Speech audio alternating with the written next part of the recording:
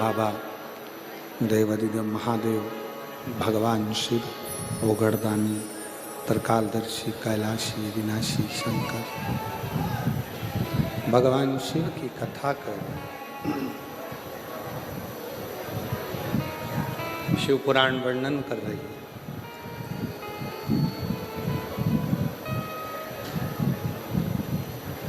कली काल के एक स्वरूप का वर्णन माँ पार्वती जी ने शिव जी से किया।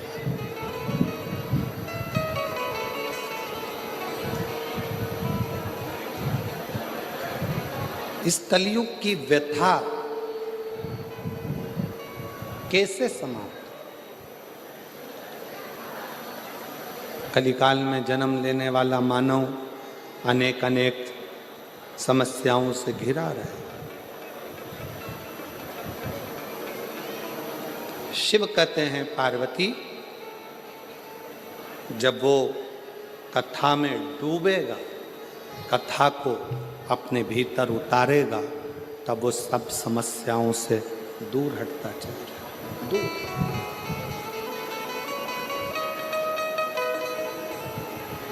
कितना बड़ा भी दुख सामने क्यों ना खड़ा हो, पर जिसने शिव की भक्ति करी है, शंकर की आराधना करी है, वो खाली नहीं, खाली नहीं। शिव पथ से जो भटक गया, फिर वो अग्रण्य नहीं होता है। शिव पथ से भटकना नहीं है।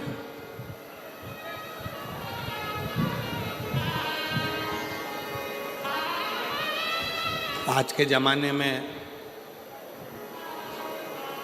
आप थोड़ा सा मंदिर जाना चालू करो, लोग आपको ताना देना चालू कर देते।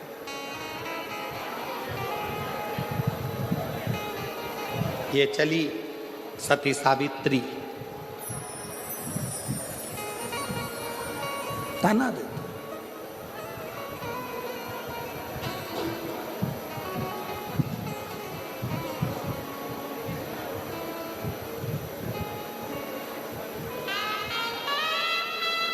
कल एक माता जी ने, कल नहीं परसों के दिन, जब हम डीडवाना में एक दिन के लिए परम पूज्य स्वामी जी श्री 1008 श्री विष्णु प्रपन्नाचार्य जी महाराज जी स्वामी जी ने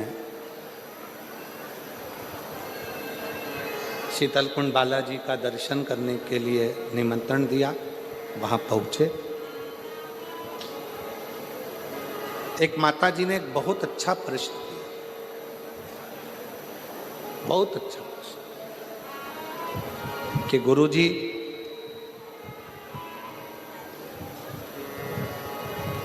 मेरे पति को गए हुए 6 साल हो गए, क्या मैं शिव जी के मंदिर में जाकर शंकर को जल चढ़ाऊं तो कोई बुरी बात है, कोई गलत है?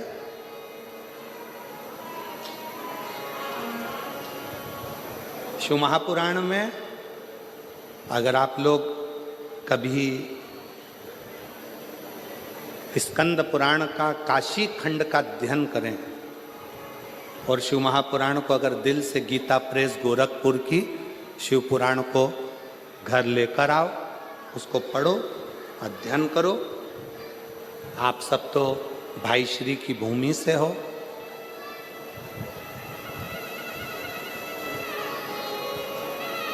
भाई श्री हनुमान प्रसाद जी पोद्दार जी की जन्मस्थली से। गीता प्रेस गोरखपुर की शिव पुराण को लाकर हिंदी के अंक का अध्ययन करो।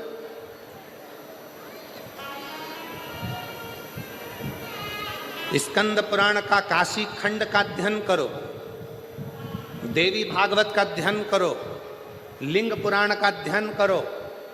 एक एक पुराण का श्रेष्ठता से जब आप अध्ययन करेंगे तो शंकर पार्वती जी का एक संवाद जो काशी में नंदन वन में शंकर जी ने पार्वती जी से कहा, उस संवाद का स्मरण आपकी बुद्धि में रहेगा। बुद्धि में रहेगा कि एक स्त्री, एक नारी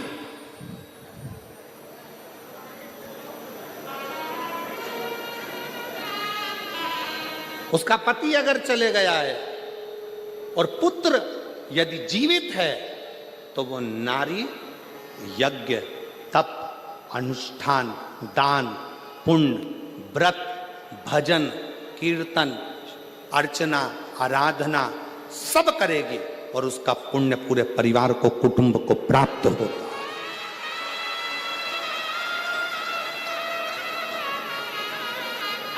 कौन कहता है कि पति चले गया तो मंदिर मत जाना, पूजन मत करना, अर्चना मत करना, आराधना मत करना, शिव स्तुति मत करना, व्रत मत करना, भगवान का भजन मत करना, कीर्तन मत करना? कौन कहता? शिव महापुराण की कथा तो यहां तक कहती है भाई कि तुम कितने भी अशुद्ध हो, कितने भी अशुद्ध, पापों से घिरे हुए हो, पाप कर्म से लिप्त हो, कितने भी अशुद्ध हो, फिर भी भगवान का नाम लेने में कोई पाप नहीं लगता। भगवान का नाम लिए जाओ, परमात्मा तुमको स्वीकार करे, स्वीकार करे। क्यों गुरुजी? हम क्या पशुपति व्रत कर सकते हैं? क्यों नहीं कर सकते?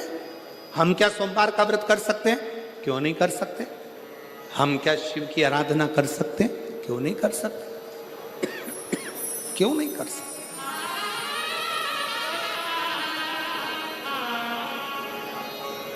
सुनो, आराधना, अर्चना, स्मरण, शिव की भक्ति कभी खाली ना जाए, कभी।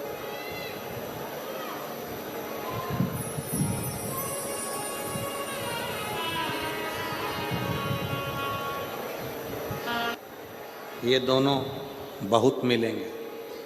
जम के बोलो, कौन कौन? आवाज नहीं आई है, जरा दमदारी से बोलो। हंसने वाले और डसने वाले, ये बहुत मिलेंगे।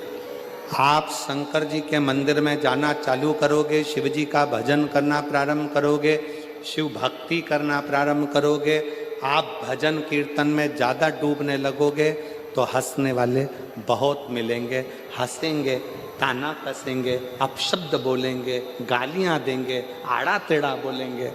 और जब ये हंसते हंसते तुम्हारे पर ताना कसते कसते थक जाएंगे और तुम शिव जी की कृपा से भोलेनाथ तुम्हारा हाथ पकड़कर तुम्हें उन्नति की सीढ़ी पर चढ़ा देंगे तो ये डसना प्रारंभ कर दो।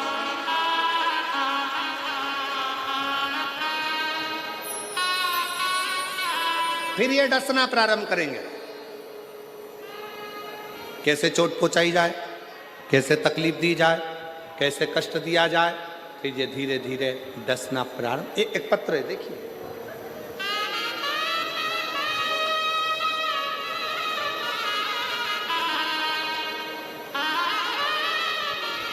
मैं मुन्नी देवी प्रजापत, पति का नाम राजकुमार प्रजापत, मेरा मोबाइल नंबर ये है। मैं राजस्थान के रतनगढ़ की निवासी हूँ। रतनगढ़ में ही कथा चल रही है और मैं यहीं रहती हूँ। कहीं बैठी हो तो हाथ हिला सकती हूँ। अगर कहीं बैठी हो, मैं मुन्नी देवी प्रजापत, पति का नाम राजकुमार प्रजापत, मोबाइल नंबर ये है। कहीं बैठी हो तो हाथ हिला सकती हैं। आ रही हैं? आ जाइए, आ जाइए, आ जाइए। मैं यहीं राजस्थान के रतनगढ़ की निवासी हूँ। एक लोटे जल का मैं क्या गुणगान करूँ गुरुदेव? पत्र को आप लोग एलईडी पर पढ़ सकते हैं, आस्था चैनल पर पढ़ सकते हैं। एक लोटे जल का मैं क्या गुणगान करूँ गुरुदेव? मेरे चेस्ट में गठान थी। मैंने सोनोग्राफी कराई तो डॉक्टर ने कहा कि ये गठान साधारण नहीं है। और एक चेस्ट में गठान नहीं है, तुम्हारे दोनों चेस्ट में गठान है। और गठान भी छोटी मोटी नहीं है, ये बड़ी गठान है और बड़ी बीमारी के भी चांस लग रहा है। सुनकर थोड़ी घबराहट हो गई। बीमारी गंभीर है और बड़ी है। हमारी आंखों से आंसू बहने लगे कि ये कहाँ की बीमारी शरीर में लग गई। एक चेस्ट में गठान होती, दोनों में। हमारी पड़ोसन आपकी रोज कथा सुनती है। उस पड़ोसन ने हमसे कहा कि भाभी, टीवी पर वो सीहोर वाला महाराज कथा करता है, आप उसको सुना करो। डॉक्टर कुछ भी बोले ना, उसकी दवाई लो पर शंकर पर भरोसा करो। मैंने अपनी पड़ोसन के कहने पर शिव जी पर भरोसा कर कर कथा सुनना प्रारंभ करी। शंकर जी के मंदिर जाती तो लोग कहते कि ऐसी बीमारी लग रही है, क्या ठीक होगी, क्या शिव जी करेंगे। मन में बड़ा दुख होता, बड़ा दुख। सीहोर चली गई। मैंने सुना टीवी पर कि सीहोर का रुद्राक्ष और कंकर दोनों ही प्रबल है। डॉक्टर को कहा कि ऑपरेशन अभी नहीं करा सकती, मुझे एक मौका दो। मैं सीहोर गई, रुद्राक्ष लाई। उस रुद्राक्ष को तांबे के गलस में गला देती, पानी शिव जी को चढ़ा देती, उसी को पी लेती और चेस्ट में लगा लेती। चेस्ट में लगाने के बाद बाबा के भरोसा कर कर फिर वापिस डॉक्टर से जांच कराने के लिए गई। आज मैं बाबा की कृपा से डॉक्टर ने भी कह दिया तुम्हारी सारी रिपोर्ट नॉर्मल है और तुम जा 250 ml वाली पेप्सी लेकर आ। मैं बाबा को प्रणाम करने के लिए आई हूं, मैं बाबा को नमन करने के लिए आई हूं।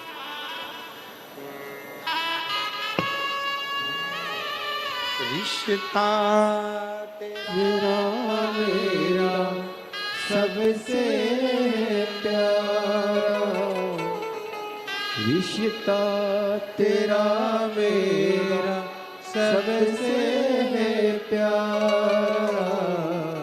तू मेरा बाबा, मैं हूँ तेरा लाला, मैं हूँ तेरा।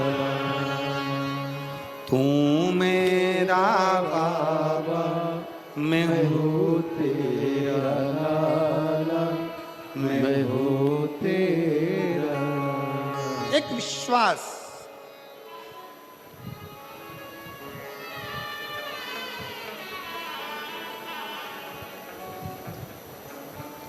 दो मिलेंगे आपको, एक हंसने वाले, दूसरे हंसने दो। आग लगे बस्ती में, जरा जम के बोलो, अपन रहो मस्ती।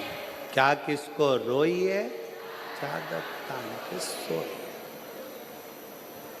टेंशन लेके अपन कौन सी जिंदगी अपनी अच्छी कर लेंगे। पति दुकान से आता है, मुंह उतरा रहता है, क्या हो गया, आज नौकर नहीं आए। फिर आया, आज क्या हो गया, ग्राहक नहीं आए। अब क्या हो गया, व्यापारी माल नहीं भेज रहा। अब क्या हो गया, पैसा अटक गया। जब देखो जब मुंह उतरा, मुंह उतरा, मुंह उतरा। रोज चेहरा उतरा रहता है प्रतिदिन, और रोज का जीवन हम ऐसे ही काटते चले जा रहे हैं। दुख दुख दुख हमारे जीवन में समाहित होते चले जा रहे हैं। हम मुस्कुराना भूल गए, हम हंसना भूल गए। शिव पुराण की कथा कहती है, तुमसे तो अच्छा तुम्हारे दरवाजे पर आने वाला भिखारी है, जो भीख मांगता है तुमसे, तुम्हारे दरवाजे पे खड़े होके कुल्फी खरीद के चूस चूस कर खाता है। तुमसे तो अच्छा तुम्हारे दरवाजे पर मांगने वाला भिखारी है।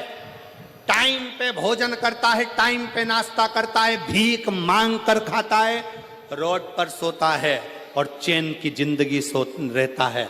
एक तुम एसी के कमरे में सोने के बाद, डनलफ के गद्दे पर सोने के बाद भी नींद की गोली खाना पड़ रही है, तो भी रात को 3 बजे उल्लू की तरह उठ के बैठे हो। नींद नहीं, काय का जी, काय का जी। तुम्हारे दरवाजे से भीख मांग कर लेकर गया, बाहर खड़े होकर आइसक्रीम खा रहा, तुम्हारे दरवाजे से भीख मांग कर लेकर गया, समोसा कचौड़ी खा रहा, और तू अपना पेट काट काट कर अभी भूख लग रही है बहुत तेज, पर दरवाजे पर ग्राहक खड़ा है, बस ये ग्राहक निपटे फिर खाना खाऊंगा, ये ग्राहक निपटे फिर खाना खाऊंगा। इंतजार करते करते करते करते रोटी के डब्बे में रोटी भी कह रही है कब खाएगा सेठ जी, या तो तू खा ले या मैं तुझे खा लूं।